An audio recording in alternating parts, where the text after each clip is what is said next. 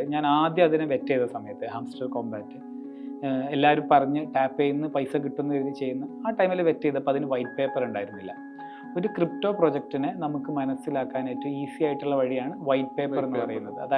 അപ്പോൾ ലൈഫിൽ കാര്യമായിട്ട് അച്ചീവ് ചെയ്തവരെ നോക്കുക, അവരാരും ടാപ്പ് ഗെയിം കളിച്ചിട്ട് അതൊന്ന് ഇൻകം ഉണ്ടാക്കിയിട്ട് ജീവിക്കാമെന്ന് കരുതിയിട്ടുണ്ടാവില്ല. AI എന്തായാലും ഫസ്റ്റ് സ്റ്റേജ് ഇമ്പാക്ട് ചെയ്യുന്നത് ജോബ് റോളുകളെയാണ്. ഇന്ത്യ വലിയ റിസോഴ്സ് ഉള്ള രാജ്യമാണ്, 3 ട്രില്യൺ അബോവ് എക്കണോമിക് സ്ട്രെങ്ത് ഉള്ള രാജ്യമാണ്. നമുക്ക് ChatGPT-നോട് ക്രെഡിബിൾ ആയിട്ടുള്ള ഒരു കോമ്പറ്റീറ്റർ ഉണ്ടാക്കാൻ പറ്റിയിട്ടുള്ളൂ. If this was so simple, എന്താ നമ്മളെ നാട്ടിൽ നിന്ന് ഉണ്ടാവാത്തത്?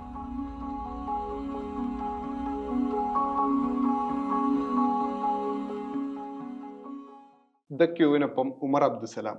സ്വാഗതം. ഒരു 2019 ഉമറിനെ ഞാൻ ഫോളോ ചെയ്യാൻ തുടങ്ങുന്നത് ഇൻസ്റ്റഗ്രാമിൽ. ആ സമയം മുതൽ തന്നെ AI ഇവിടെ അത്ര ആക്റ്റീവ് അല്ലാത്തൊരു സമയത്ത് തന്നെ AI വരും, ടെക്നോളജിയിൽ വലിയ മാറ്റങ്ങൾ ഉണ്ടാവും, ഒരുപാട് പേരുടെ ജോലി പോകാൻ നിൽക്കുന്നുണ്ട്. ഇപ്പൊ AI വന്നു എന്ന് വേണമെങ്കിൽ നമുക്ക് പറയാം. ഒരുപാട് മേഖലകളിൽ AI ആളുകൾ ഉപയോഗിക്കുന്നുണ്ട്. ശരിക്കും ആരെങ്കിലും ജോലി പോയോ? ഈ AI വരിക എന്ന് പറയുന്നത് നമ്മൾ പുലി വരുന്ന പോലെ എക്സാക്ട്ലി ഒരു സാധനം ഇവിടെ എത്തിക്കഴിഞ്ഞു, ഇനി പുലിക്ക് ചെയ്യാനുള്ളതേ ഉള്ളൂ, ആ രീതിയിൽ കാണണ്ട.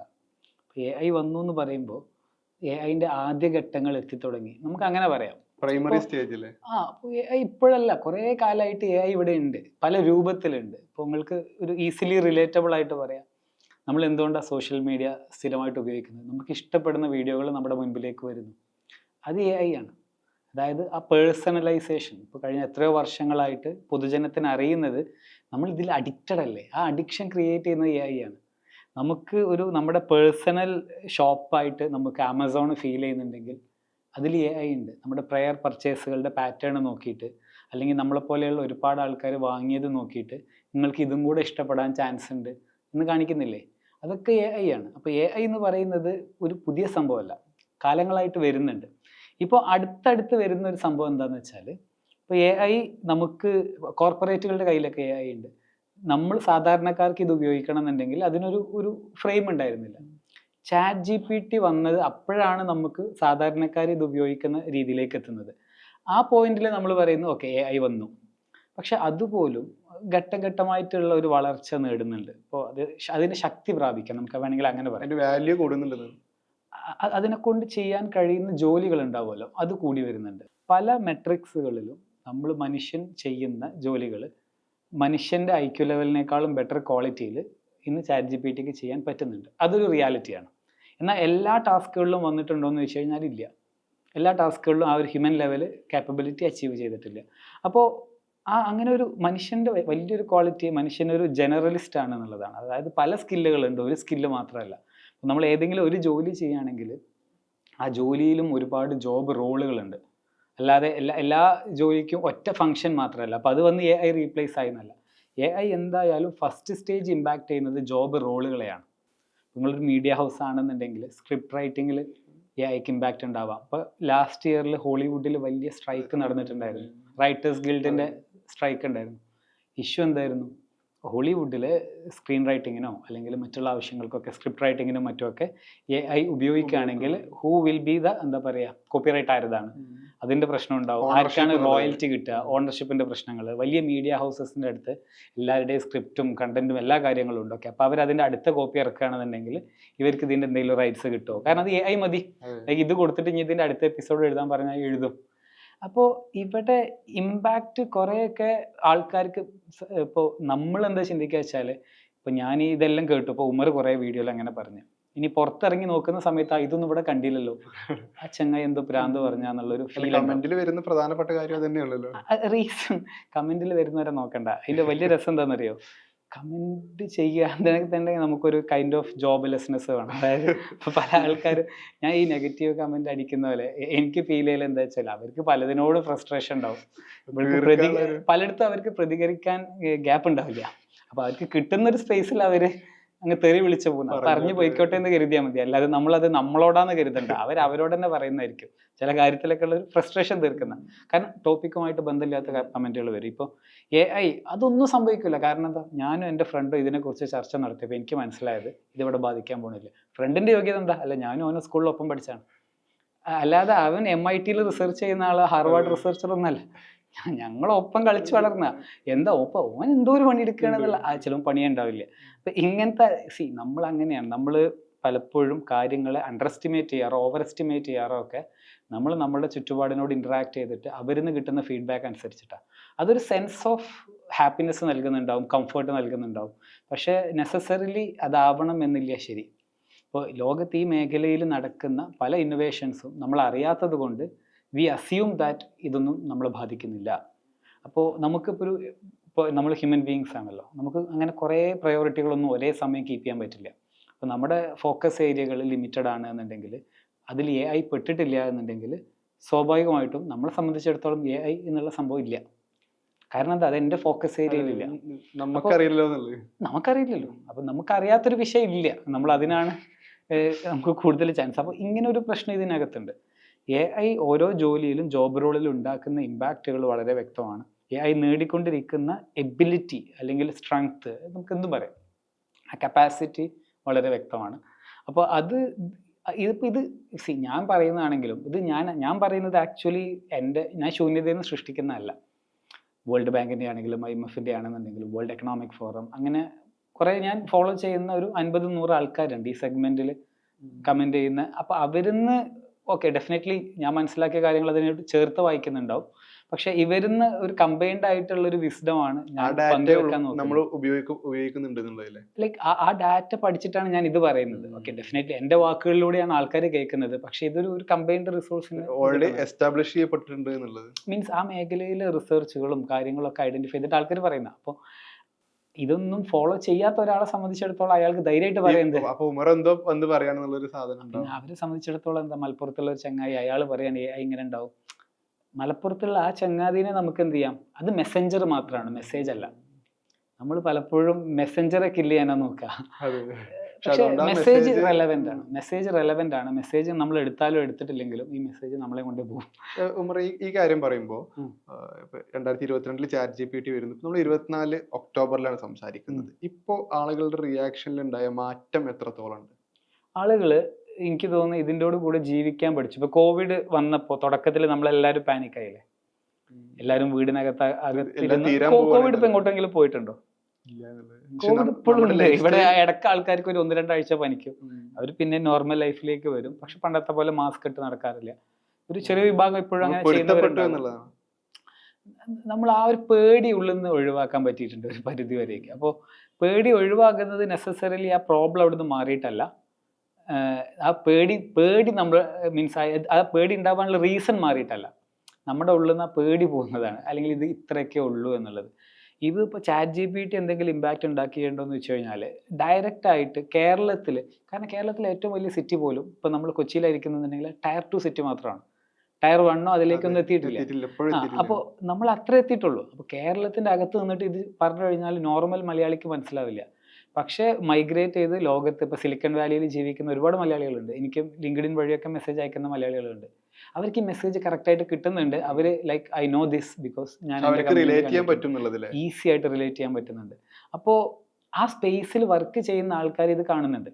അപ്പോൾ ഇന്ന് എവിടെയാണോ സ്ട്രക്ചേർഡ് ആയിട്ട് ഡാറ്റ അവൈലബിൾ ആകുന്നത്, അവിടെ സ്ട്രക്ചേർഡ് ഡാറ്റ വളരെ ഇമ്പോർട്ടൻ്റ്. അപ്പോൾ ഞാനും നിങ്ങളൊക്കെ ചെയ്യുന്ന പണി എത്രമാത്രം സ്ട്രക്ചേർഡ് ഡാറ്റയെ ബേസ് ചെയ്തിട്ടിരിക്കുന്നു. ഇപ്പോൾ ഞാൻ പല പണികളും ചെയ്യുന്നുണ്ട്.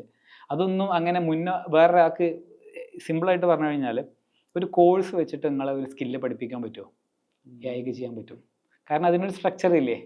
നേരെ മറിച്ച് ഇപ്പോൾ നമ്മളെ വീട്ടിലെ ഒരു കാര്യസ്ഥൻ്റെ പണി, ഒരു എക്സാമ്പിൾ പറയാം, പല കാര്യങ്ങൾ നോക്കാണ്ടോ, അതൊരു കോഴ്സ് വെച്ചിട്ടൊന്നും പഠിക്കാൻ കഴിയില്ല. അത് കുറേ കാലം അയാളുടെ കൂടെ ഒരു അസിസ്റ്റൻ്റായി നിന്ന് പഠിക്കണ്ടേ.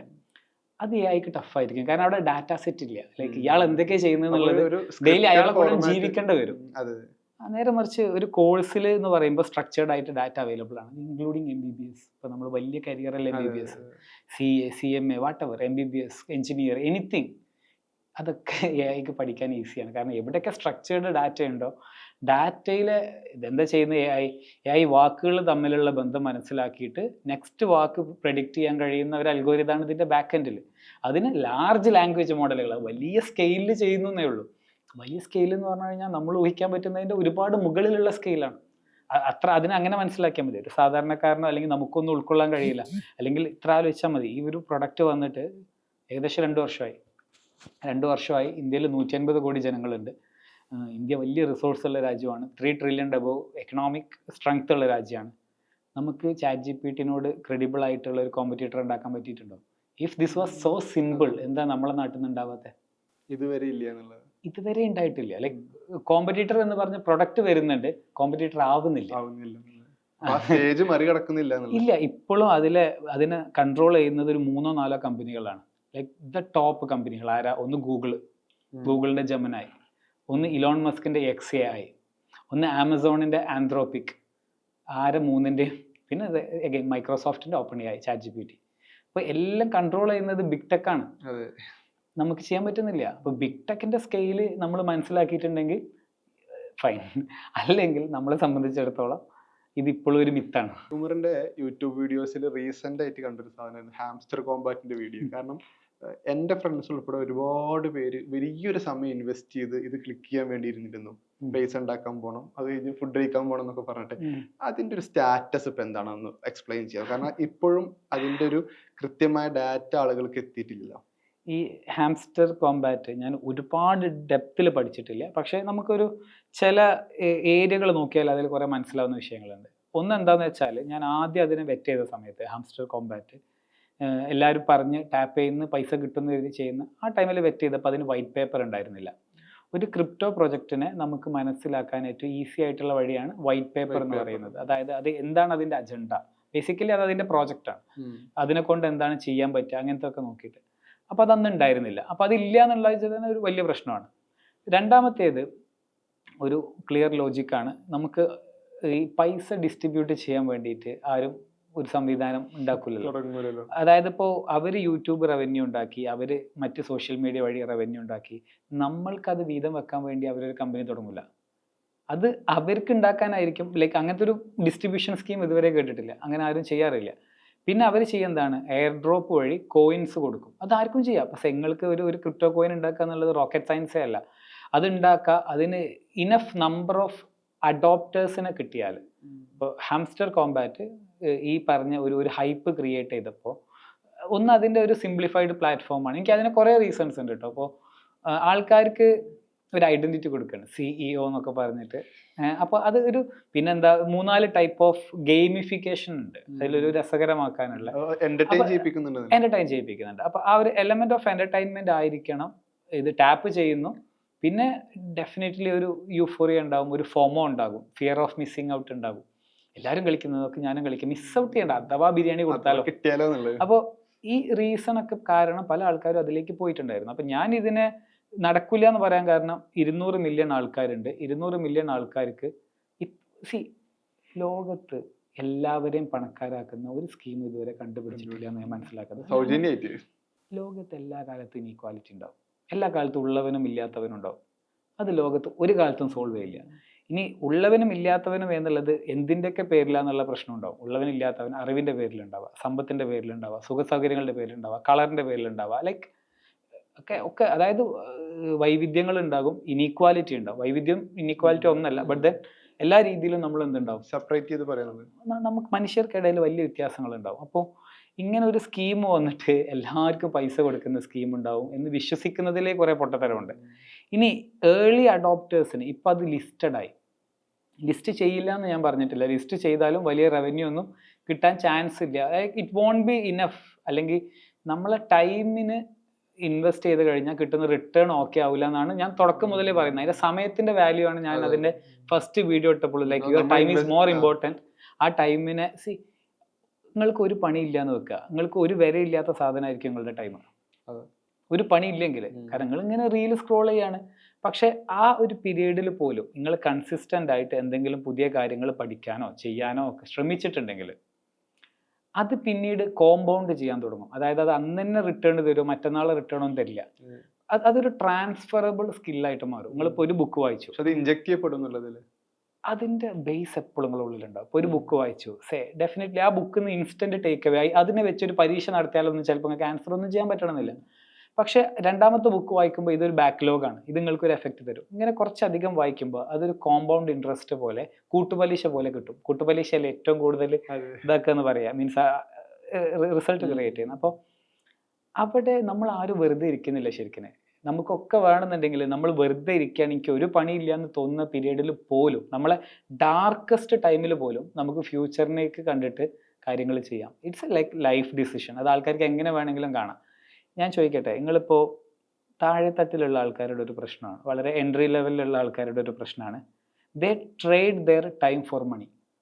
അപ്പോൾ താഴെത്തട്ടിലുള്ള ആൾക്കാരൊക്കെ അതാ ചെയ്യുന്നത്. ബേസിക് ലെവലിലുള്ള ആൾക്കാർ മുകളിലേക്ക് പോകുമ്പോൾ സംഭവിക്കുക എന്താണെന്ന് വെച്ച് കഴിഞ്ഞാൽ അവർക്ക് കൂടുതൽ സാധനങ്ങൾ ലെവറേജ് ചെയ്യാൻ പറ്റും. ഇപ്പോൾ നിങ്ങൾക്ക് വിദ്യാഭ്യാസം കുറവാണ്, മോസ്റ്റ് ഓഫ് ദ ടൈം നിങ്ങൾക്ക് ചെയ്യാൻ പറ്റുന്ന കാര്യങ്ങൾ നിങ്ങളെ ശരീരം വിറ്റിട്ടായിരിക്കും. ശരീരം വിൽക്കുക മീൻസ് ശരീരം ഉപയോഗിച്ച് ചെയ്യുന്ന ഫിസിക്കൽ ലേബർ ഒക്കെ വെച്ചിട്ടായിരിക്കും നിങ്ങൾക്ക് ഇൻകം കിട്ടുന്നുണ്ടാവുക. അതിനൊരു ലിമിറ്റ് ഉണ്ട്. കാരണം എന്താ, അതിന് ഇപ്പം നമ്മളെ നാട്ടിൽ ഹവർലി പേ ഇല്ലല്ലോ, ഡെയിലി കൂലി നോക്കുക, 800 രൂപ, 1000 രൂപ, 1000 വിത്ത് ഫുഡ്, ഇങ്ങനെയൊക്കെയാണ് നമ്മളെ നാട്ടിലെ സ്കീം. നിങ്ങൾ നല്ല പണിയെടുക്കുന്ന ഒരാളാണെങ്കിൽ നിങ്ങൾക്ക് ഒരു 1500 ഒക്കെ കിട്ടും. അതിന്റെ അപ്പുറത്തേക്ക് കിട്ടും എനിക്ക് തോന്നുന്നില്ല. There is A limit. അതായത് ഫിസിക്കൽ എബിലിറ്റി ഉപയോഗിച്ച് ചെയ്യുന്ന നമ്മളെ കാര്യങ്ങൾക്ക് ലിമിറ്റ് ഉണ്ട്. അപ്പോൾ അത് ചെയ്യുന്ന ഒരാളുടെ പെർസ്പെക്റ്റീവ് എന്ന് ചിന്തിച്ചു കഴിഞ്ഞാൽ അയാൾ ഇന്ന് ആ പണി എടുത്താൽ അയാൾക്ക് ഓക്കെ, നാളെ ആ പണി എടുത്താൽ അയാൾക്ക് വലിയ ഗെയിൻ ഇല്ല. ഇത് ഒരു താഴെത്തട്ടിലുള്ള ചിന്തയുടെ പ്രശ്നമാണ്. ഇനി ഇത് തന്നെ നമ്മൾ നോക്കുക, സ്കെയിൽ മാറുന്നതിനനുസരിച്ച് നോക്കുക. ഒരാൾ ഇൻ്റലിജൻസ് ഉപയോഗിച്ചാണ് വർക്ക് ചെയ്യുന്നത് നോക്കുക. ഇപ്പോൾ ഗൂഗിളിൻ്റെ സിഇഒക്ക് ചിലപ്പോൾ ഒരു കൊല്ലത്തിൽ 2000 കോടി രൂപ സാലറി ഉണ്ടാവും. അത് പുള്ളി എടുക്കുന്ന റിസ്ക് ആണ്, പുള്ളി ഡ്രൈവ് ചെയ്യുന്ന കമ്പനിയുടെ സൈസ് ഉണ്ട്. അപ്പോൾ മൂപ്പരുടെ ഡിസിഷൻസ് അത്രയും സൂപ്പർ ഇമ്പോർട്ടൻ്റ് ആണ്. അപ്പോൾ അത്രയും ക്വാളിറ്റിയിൽ എടുക്കണം അല്ലേ? ഒക്കെ മനുഷ്യന്മാരനല്ലേ, നമ്മളെ പോലെയുള്ള ആൾക്കാരനല്ലേ. അപ്പോൾ എങ്ങനെ ഇത്രയും ഡിഫറൻസ് ഉണ്ടായത്? കാരണം പുള്ളിയുടെ ടൈമിനെ പ്രോപ്പറായിട്ട് ഇൻവെസ്റ്റ് ചെയ്തിട്ടുണ്ടാവണം, റൂട്ടീൻ ഉണ്ടാക്കിയെന്നുള്ളതിൽ. പുള്ളി 50ാമത്തെ വയസ്സിൽ അത് അച്ചീവ് ചെയ്തിട്ടുണ്ടെങ്കിൽ പുള്ളിയുടെ 20കൾ എന്തായാലും ഹാംസ്റ്റർ കോമ്പാറ്റ് കളിച്ചതാവില്ല. അപ്പോൾ ലൈഫിൽ കാര്യമായിട്ട് അച്ചീവ് ചെയ്തവരെ നോക്കുക. അവരാരും ടാപ്പ് ഗെയിം കളിച്ചിട്ട് അതിൽ ഇൻകം ഉണ്ടാക്കിയിട്ട് ജീവിക്കാമെന്ന് കരുതിയിട്ടുണ്ടാവില്ല. അപ്പോൾ നോ ബഡി ഈസ് ലൈക്ക് എനിക്കൊന്നുമില്ല അതുകൊണ്ട് ഞാൻ ഇത് ചെയ്യുന്നത്, ഞാൻ റീല് ചെയ്യുന്ന സമയം ഇത് ചെയ്യുന്നത്. ഓക്കെ, ആര് പറഞ്ഞാൽ നിങ്ങളോട് റീല് സ്ക്രോൾ ചെയ്തിരിക്കാൻ? ലൈഫിൽ എന്തെങ്കിലും കാര്യമായിട്ട് ചെയ്യണം എന്ന് ആഗ്രഹിക്കുക എന്നുള്ളതാണ് ഫസ്റ്റ്. എന്നിട്ട് അതിലേക്ക് വർക്ക് ചെയ്യുക എന്നുള്ളതാണ് രണ്ടാമത്തേത്. അപ്പോൾ ഇനിയിപ്പോൾ ഇതിൻ്റെ പേരിൽ ഒരാൾക്ക് 50,000 ഉറുപ്പിക തരാമെന്ന് പറഞ്ഞാലും ഞാനത് കളിക്കേണ്ടെന്നേ പറയും. അതിൻ്റെ റീസൺ നേരത്തെ പറഞ്ഞ കാര്യമാണ്. നമ്മൾ ആരും നമുക്കൊക്കെ ലിമിറ്റഡ് ടൈമേ ഈ ലോകത്തുള്ളൂ. അപ്പോൾ ആ ലിമിറ്റഡ് ടൈമിനെ ട്രേഡ് ഓഫ് ചെയ്തിട്ടാണ് ഒരു ബെറ്റർ ഫ്യൂച്ചർ പോലും നമ്മൾ ക്രിയേറ്റ് ചെയ്യുന്നത്. അപ്പോൾ അതിൽ നമുക്ക് ഭാവിയിൽ നല്ല ഇൻകം പോസിബിലിറ്റി ഉണ്ടാവണമെന്നുണ്ടെങ്കിൽ നമ്മൾ ട്രാൻസ്ഫറബിൾ സ്കില്ലുകൾ അച്ചീവ് ചെയ്യണം. ട്രാൻസ്ഫറബിൾ സ്കിൽ എന്ന് പറഞ്ഞാൽ നേരത്തെ പറഞ്ഞപ്പോൾ ഹാംസ്റ്റർ കോമ്പാറ്റ് കളിച്ച എക്സ്പീരിയൻസ് വെച്ചിട്ട് നിങ്ങൾക്ക് ആരെങ്കിലും ജോലി തരും? ഇല്ല. ആ സ്കില്ല് നിങ്ങൾക്ക് വേറെ എന്തിനെങ്കിലും ഉപയോഗിക്കാൻ പറ്റുമോ? It's A waste of time. അത് നിങ്ങൾക്ക് 5000 കിട്ടി, 10000 കിട്ടി, 25000 കിട്ടി, വേസ്റ്റ് ഓഫ് ടൈം. അത് കഴിഞ്ഞു, അത് ബ്ലാങ്ക് ആണ്. There is no value creation. ഇതാണ് എൻ്റെ പോയിന്റ്. ഇത് എന്ത് ചെയ്തു എന്നുള്ളതല്ല, ലൈക്ക് അത് നിങ്ങൾക്ക് എന്ത് തിരിച്ച് കിട്ടി എന്നുള്ളതിനെ കുറിച്ചാണ് ചിന്തിക്കേണ്ടത്. സ്കെയിലിൽ ചിന്തിക്കുകയാണെങ്കിൽ ചെയ്താൽ മതി, അല്ലെങ്കിൽ നിങ്ങൾ നോർമൽ ലൈഫ് ജീവിച്ചോളി, ആർക്കാ പ്രശ്നം, അങ്ങനെ തന്നെ ചെയ്തോളൂ. ഇത്തരം ടാപ്പിംഗ് ഗെയിമൊക്കെ പ്രധാനമായിട്ട് ഉപയോഗിക്കുന്ന ആളുകൾ എന്നുള്ളത് യൂത്ത് ആണ്. അപ്പൊ നമ്മൾ അവരുടെ വിദ്യാഭ്യാസത്തിന്റെ കാര്യം സംസാരിക്കുമ്പോൾ ഉമറിന്റെ ഒരു ഇനീഷ്യേറ്റീവ് പ്രൊജക്റ്റ് ആണ് ഇപ്പോൾ വിദ്യാഭ്യാസ രീതിയിൽ മാറ്റം വരുത്തണം എന്നുള്ളത്. അപ്പൊ അത് വലിയ രീതിയിൽ ചർച്ചയാവും ചെയ്തിട്ടുണ്ട്, ഒപ്പം തന്നെ വിമർശനമുള്ള കാര്യമാണല്ലോ. അപ്പോൾ ഓനാരാണ് സ്കൂളിനെ കുറിച്ച് പറയാൻ അല്ലെങ്കിൽ വിദ്യാഭ്യാസത്തെ കുറിച്ച് പറയാൻ എന്നുള്ള കമന്റും ഉണ്ട്. ഒപ്പം തന്നെ ഈ ആശയമൊക്കെ കൂടുതൽ ആളുകളിലേക്ക് എത്തണം എന്ന് അഭിപ്രായം പറയുന്ന ആളുകളുണ്ടല്ലോ. അപ്പൊ ഇതിനൊരു കീ പോയിന്റ് എവിടെ നിന്നിരുന്നു?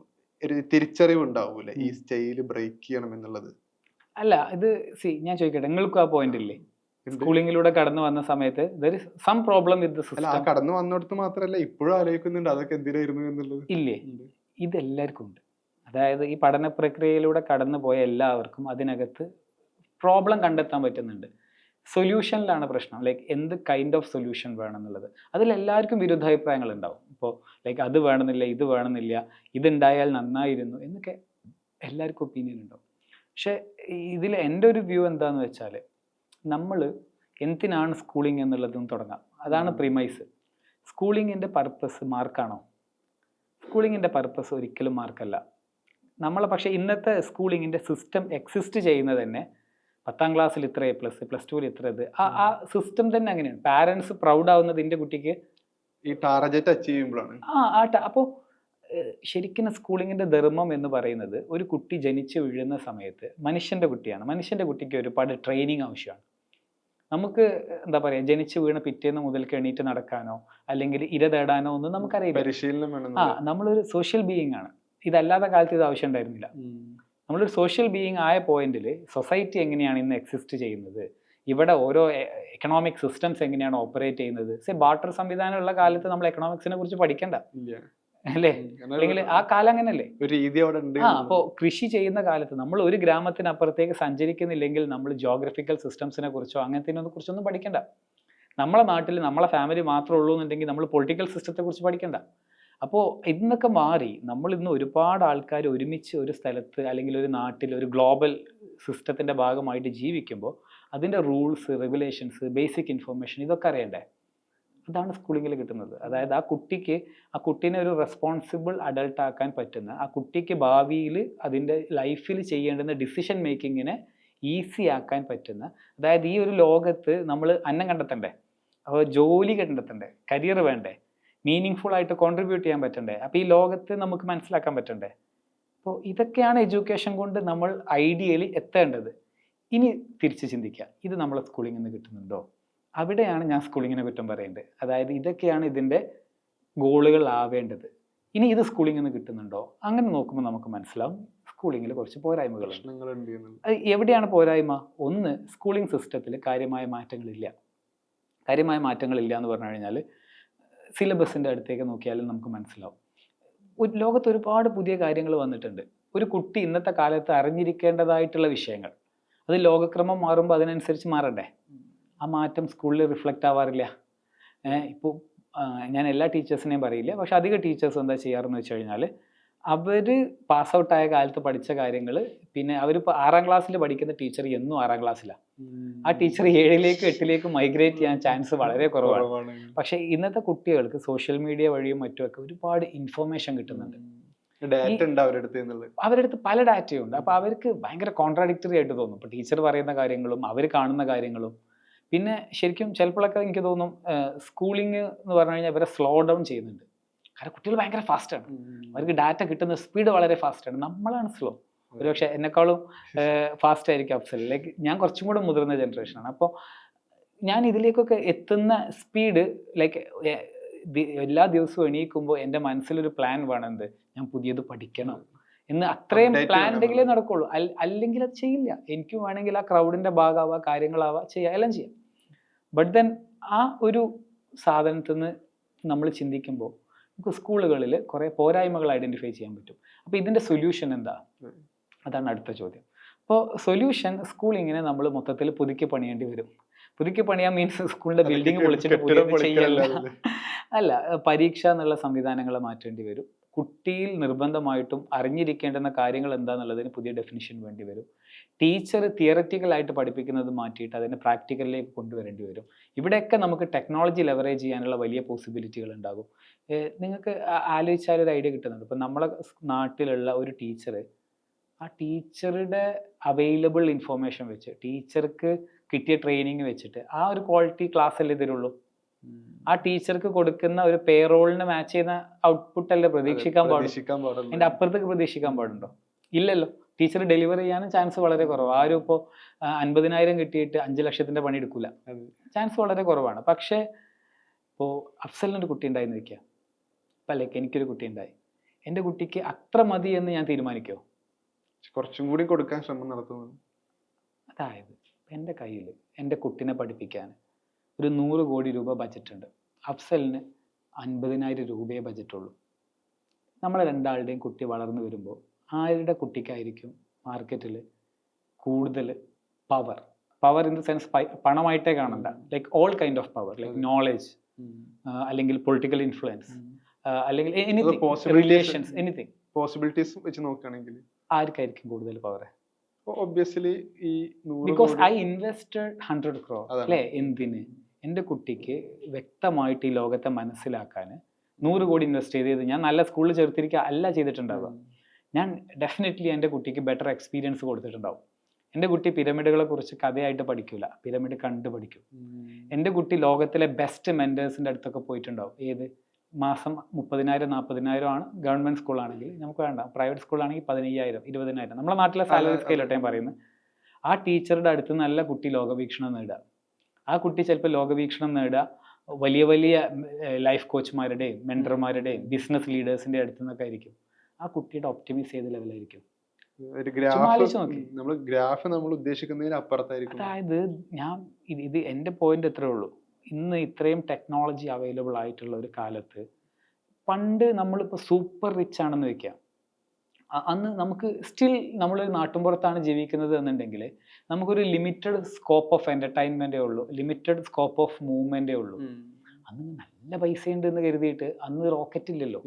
പക്ഷെ ഇന്ന് നല്ല പൈസയുള്ള ഒരാൾക്ക് സ്പേസിലേക്ക് ടൂർ പോവാം. അന്ന് ആ സ്കോപ്പ് ഇല്ല. അത് കാലം മാറിയപ്പോൾ വന്ന മാറ്റമാണ്. പക്ഷെ ആ മാറ്റം ഇതെല്ലാം ഒരു കഴിഞ്ഞ 100 കൊല്ലത്തിൽ സംഭവിച്ചതാണ്. 100 കൊല്ലം മുന്നത്തെ സൂപ്പർ റിച്ച് ആയ ആൾക്കും അല്ലെങ്കിൽ അതിന് മുന്നേ ആയിരക്കണക്കിന് കൊല്ലം ജീവിച്ചിരുന്ന ആൾക്കാർക്കും ആൾമോസ്റ്റ് സിമിലർ ആയിട്ടുള്ള യാത്രാ മാധ്യമങ്ങളോ മറ്റൊക്കെ ഉണ്ടായിരുന്നുള്ളൂ. കഴിഞ്ഞ ഒരു 10-250 കൊല്ലമേ ഇതിലൊക്കെ റാപ്പിഡ് ആയിട്ടുള്ള മാറ്റത്തിന് വകയിരുത്തിയിട്ടുള്ളൂ. ഇത് മൊത്തത്തിൽ ഇപ്പോഴും ഹ്യൂമാനിറ്റി പെർസീവ് ചെയ്തിട്ടുണ്ടോ എന്ന് ചോദിച്ചു കഴിഞ്ഞാൽ എനിക്ക് തോന്നുന്നു ഇല്ല. എല്ലാവർക്കും അതിനെ മൊത്തത്തിൽ, കാരണം എന്താ വെച്ചാൽ നമ്മളെ പിതാമഹന്മാരായിട്ട് കാരണവന്മാരായിട്ട് പറഞ്ഞു വെച്ചത് സിസ്റ്റംസ് ഉണ്ടല്ലോ. ആ സിസ്റ്റമാണ് നമ്മളെ ഡ്രൈവ് ചെയ്യുക. നമുക്ക് ആ ഒരു നോർമാലിറ്റി ബയാസ് ഉണ്ട്, അതായത് കാലങ്ങളായിട്ട് ഇങ്ങനെയൊക്കെ തന്നെയാണ്. പക്ഷെ നമ്മൾ എഗൈൻ ഈ ടെക്നോളജിയുടെ ട്രെൻഡ് മനസ്സിലാക്കുമ്പോൾ ഇപ്പോൾ ഈ പറഞ്ഞ കാര്യമുണ്ട്, മൊബിലിറ്റിയുടെ കാര്യം തന്നെ എടുത്തു നോക്കുക. നമുക്ക് ഇന്ന് ഇവിടെ നിൽക്കുക, ഒരു 4 മണിക്കൂർ ടൈം ഉണ്ടെങ്കിൽ ദുബായിലെത്താം, ഒരു 20 മണിക്കൂർ ടൈം ഉണ്ടെങ്കിൽ US-ലെത്താം. പൊട്ടൻഷ്യൽ ഇല്ലേ? ഇത് ആർക്കും അവൈലബിൾ? ഈ ടിക്കറ്റ് അഫോർഡ് ചെയ്യാൻ കഴിയുന്ന ആൾക്കാർക്ക്, അല്ലെങ്കിൽ മറ്റുള്ള കാര്യങ്ങൾ ചെയ്യാൻ കഴിയുന്ന ആൾക്കാർക്ക്. അപ്പോൾ പണമുള്ള ഒരാൾക്ക് പലതും ചെയ്യാൻ കഴിയുന്നുണ്ട്. ഓക്കെ, ആ റിയാലിറ്റിയിൽ നിന്ന് നമ്മൾ എഗെയിൻ എഡ്യൂക്കേഷനിലേക്ക് വരിക. നമ്മളെ കുട്ടികൾ നോർമൽ എഡ്യൂക്കേഷന് വിധേയമായി നമ്മളെ കുട്ടികൾക്ക് ഒരു 20 കൊല്ലം കഴിയുമ്പോൾ മാർക്കറ്റിൽ കോമ്പീറ്റ് ചെയ്ത് നിൽക്കാൻ പറ്റുമെന്ന് വെച്ച് കഴിഞ്ഞാൽ സ്റ്റാറ്റിസ്റ്റിക്കലി കഴിയില്ല. റിയാലിറ്റി ചിന്തിക്കാം, സ്റ്റാറ്റിസ്റ്റിക്കലി കഴിയില്ല. ഒന്നും വേണ്ട, ഞാൻ ജസ്റ്റ് ഒരു എക്സാമ്പിൾ പറയാം. മുകേഷ് അംബാനിയും അതുപോലെ അനിൽ അംബാനി, ഇവർ 2 അംബാനിമാരല്ലേ. ഈ അനിൽ അംബാനി പാപ്പരായിരുന്നു ഓൾമോസ്റ്റ്, പുള്ളിയുടെ ബിസിനസ്സൊക്കെ പ്രശ്നത്തിലായി, എല്ലാം ചെയ്തിട്ടുണ്ടായിരുന്നു. പക്ഷെ പുള്ളിയുടെ മകൻ ബില്യനെയറാണ്. ശ്രദ്ധിച്ചിട്ടുണ്ടായിരുന്നോ? അത് ശ്രദ്ധിക്കണം. അത് റീസൺ എന്താന്ന് വെച്ചാൽ, ക്യാൻ യു ഇമാജിൻ നമ്മളെ നാട്ടും പുറത്തുള്ള ഒരാൾ വീട് ജപ്തി ചെയ്യാനായ ഒരു പാരന്റ്, സാധാരണക്കാരൻ, അയാളും പാപ്പരാണ്. അയാളുടെ മോന് within few years, like Anil അംബാനിന്റെ മകൻ 30 വയസ്സിന് താഴെയാണ് പ്രായം തോന്നുന്നുണ്ട്, എനിക്ക് എക്സാക്റ്റ് ആയിട്ട് അറിയില്ല. Is A billionaire. എന്തുകൊണ്ടായിരിക്കും? ഇവന് ചെറുപ്പത്തിൽ ഇവൻ വളർന്നു വരുന്ന കാലത്ത് ഡാഡി റിച്ച് ആണ്. സ്വാഭാവിക അറ്റ്മോസ്ഫിയർ എൻറ്റയർലി ഡിഫറെന്റ് ആണ്. ആ ഒരു കിക്ക് സ്റ്റാർട്ട് കിട്ടിയ ചങ്ങായിക്ക് ഇനിയിപ്പോ ഡാഡി പാപ്പരായപ്പോൾ ലൈക്ക് ബാക്കിയുള്ള ടേംസ് ഒക്കെ നമ്മൾ മാറി, അവന് ബിൽഡ് ചെയ്യാൻ കഴിയും. സ്പേസ്, ആക്സസ്, നെറ്റ്വർക്ക്, എവരിത്തിങ് അവന് സെറ്റ് ആയിട്ടുണ്ടാവും. എഗെയിൻ നമ്മൾ എഡ്യൂക്കേഷനിലേക്ക് വരാം. എഡ്യൂക്കേഷനിലേക്ക് തിരിച്ചു വരുമ്പോൾ ഞാൻ ഈ ചോദിക്കുന്നതാണ്, ഈ ഉള്ളവനും ഇല്ലാത്തവനും തമ്മിലുള്ള വ്യത്യാസം, വിദ്യാഭ്യാസം ഏർലി ഏജിൽ കിട്ടുന്നത്, ഈ വ്യത്യാസം വലിയ ഡിഫറൻസ് ഉണ്ടാക്കും. വലിയ ഡിഫറൻസ് പറഞ്ഞാൽ വലിയ ഡിഫറൻസ് ഉണ്ടാക്കും. ഇപ്പം നമ്മൾ എനിക്കറിയാം, ഒരാളെ ഹയർ ചെയ്യാൻ നമ്മളെ നാട്ടിൽ ഒരു ബേസിക് സ്കിൽ സെറ്റ് ഉള്ള ഒരാളെ കിട്ടണം എന്നുണ്ടെങ്കിൽ തന്നെ ഒരു 200 CV ഒക്കെ വെറ്റ് ചെയ്യുമ്പോഴാണ് ഒരാളെ കിട്ടുന്നത്. നമ്മൾ ഉദ്ദേശിച്ച ആളിലേക്ക് എത്തുന്നത്. നമ്മൾ ഉദ്ദേശിച്ചെന്ന് വെച്ചാൽ എംപ്ലോയബിൾ അല്ല നമ്മുടെ ആൾക്കാർ. എന്നാൽ അതേ ഇന്ത്യയിൽ നിന്ന് ഗൂഗിൾ ഭരിക്കുന്ന സുന്ദർ പിച്ചൈ ഇന്ത്യക്കാരനാണ്, സത്യാനഡല്ല ഇന്ത്യക്കാരനാണ്. അപ്പൊ അങ്ങനെ ഒരു ഇന്ത്യ ഉണ്ട്. എന്നാൽ ഇവിടെ ഒരു ബേസിക് എംപ്ലോയ്മെന്റിന് പോലും പറ്റാത്ത ആൾക്കാർ നമ്മളെ നാട്ടിലുണ്ട്. അപ്പോൾ ഇങ്ങനെ ഒരുപാട് സംഭവങ്ങളുണ്ട്. ഇതിനൊന്നും എൻ്റെ അടുത്ത് ആൻസർ ഇല്ല, എനിക്കറിയില്ല ആരുടെ ആൻസർ ഉള്ളതെന്നുള്ളത്. പക്ഷെ നമ്മൾ ആ പ്രശ്നത്തെ അഭിമുഖീകരിച്ച് നമ്മൾ സംസാരിച്ചു പോവുക എന്നുള്ളത്. എൻ്റെ ഒരു വലിയ ട്രെയിനിങ്, ഈ സോഷ്യൽ സയൻസിൽ ഒരു വലിയ ട്രെയിനിങ് എനിക്ക് കിട്ടിയത്, ഞാൻ സിവിൽ സർവീസസിന് പ്രിപ്പയർ ചെയ്തിരുന്ന കാലത്ത് ഒരുപാട് ഇത്തരത്തിലുള്ള പുസ്തകങ്ങൾ വായിക്കുമായിരുന്നു. ലൈക്ക് ഇതിനെറ്റ് ലിങ്ക് ചെയ്തിട്ട് ശശി തരൂർ സാർ, അമർത്യ സെൻ, ലൈക്ക് അങ്ങനത്തെ ഒരുപാട് ആൾക്കാരുടെ ബുക്ക് വായിക്കുമായിരുന്നു. അപ്പോൾ നമുക്ക് അപ്പോഴാണ് നമ്മൾ ഇന്ത്യ അറിയേണ്ടത്. ലൈക്ക് ആ മറ്റേ കിങ്ങിൽ മമ്മൂട്ടി പറഞ്ഞ ഡയലോഗ് ഉണ്ടല്ലോ, ആ സംഭവം അറിയേണ്ടത് അതെന്നാണ്. അപ്പം അതറിയാൻ തുടങ്ങുമ്പോൾ നമുക്ക് കുറച്ച് കാര്യങ്ങൾ മനസ്സിലാവും. ഞാൻ ഒരു കുട്ടിയാവുന്ന സമയത്ത് എനിക്ക് എൻ്റെ ലൈഫ് കോച്ചായിട്ട് ടോണി റോബിൻസിൻ്റെ AI അവതാരം കിട്ടുകയാണ്. എൻ്റെ എനർജി ലെവൽ എന്തായിരിക്കും? ഞാൻ അങ്ങനെ മുള്ളും തന്ന മാതിരിയായിരിക്കും, ഫുൾ എനർജി ആവില്ലേ? നിങ്ങൾക്കത് കിട്ടിയിട്ടില്ല, ഞാനും നിങ്ങളും തമ്മിൽ എന്തായാലും മാറ്റം ഉണ്ടാവും. അതിന്റെ ഒരു ഗ്രാഫ് എന്നുള്ളത് എനിക്ക് അതിനെ കുറിച്ച് അറിയ പോലും ഉണ്ടാവില്ല, ചിലപ്പോ അറിയ പോലും അങ്ങനെയാണെങ്കിൽ എക്സ്പീരിയൻസും കഴിഞ്ഞ് നിൽക്കുന്ന സ്റ്റേജിൽ എനിക്ക് ഈ പറയുന്ന സംഭവം എന്താന്ന് പോലും അറിയുന്നുണ്ട്. അങ്ങനെയാണെങ്കിൽ നിങ്ങൾ ആലോചിച്ച് നോക്കി, നിങ്ങൾ ഇന്ത്യയിലെ ഒരു ഗ്രാമത്തിലേക്കൊക്കെ ചെല്ലുമ്പോൾ നിങ്ങളുടെ ഈ പെർഫോമൻസും നിങ്ങളുടെ ഈ എബിലിറ്റിയും ഇതൊക്കെ കൂടെ കാണുമ്പോൾ നിങ്ങളെ ചിലപ്പോൾ ഒരു പടച്ചോനാന്ന് പറയും.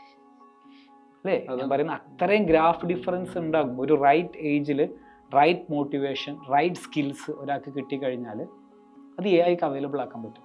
പക്ഷെ ആർക്കൊക്കെ ഇതിൻ്റെ അഡ്വാൻസ്ഡ് സാധനങ്ങൾ അഫോർഡബിൾ ആയിരിക്കും എന്നുള്ള ചോദ്യമുണ്ട്. എല്ലാ ലേണിങ്ങിലും best learning will be practical learning, experiential learning, അല്ലേ?